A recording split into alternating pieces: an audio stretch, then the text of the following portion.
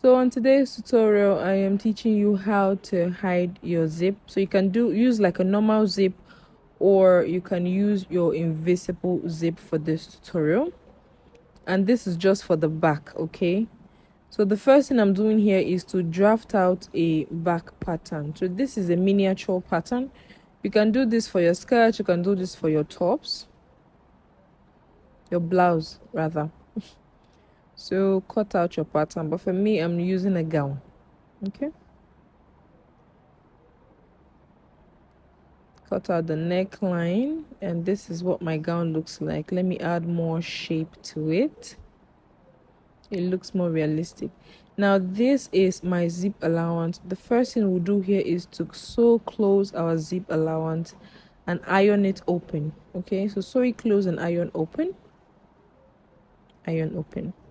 So now I've went ahead to iron my zip allowance open like so. So this is what we have. And now we'll sew our zip to our gown. You turn your gown to the wrong side, and then take the front part of your zip would be facing to the wrong side of your dress. Now the first thing I'll do here is just to mark where I want my zip to start from. So this is my front, this front part of my zip like so. You turn it to the back and place it on your seam allowance. But now you have to be very careful when doing this. You need to make sure that your zip teeth is directly on your seam allowance, okay? Make sure your zip teeth is directly on your seam allowance. Let me just turn so you guys can make this more understandable. This is the front part. Turn it over, making sure your zip teeth is on your seam allowance. You can pin this, or you can take it to your sewing machine, and you would sew on the tip of your zip. Don't sew very close to the teeth, okay? Allow the teeth to just be on the seam allowance and sew on the tip of the zip on both sides. So now I placed mine here, and I'm sewing just on the tip of the zip. So this process, you can pin it down or you can go step by step. Now when you get to the top part here, you open up your zip and cut off the excesses.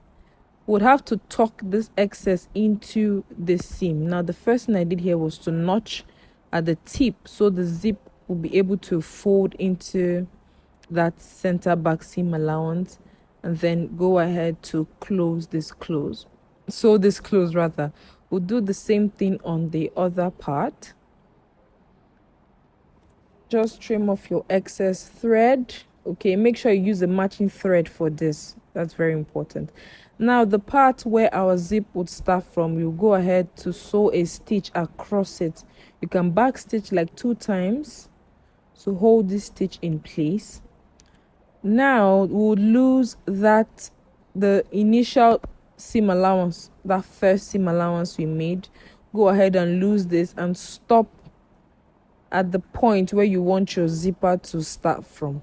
Okay, so just watch what I'm doing. This is where I want my zipper to start from. So I'll stop here, take off all your unnecessary threads, go ahead and give this a good press. So that's it, and I would advise you turn your neckline before you do this. And you can see how easy it is for my zip to just move around. So turn your center back neckline before you do this, and we have come to the end of this video, and I'll see you guys next time. Bye.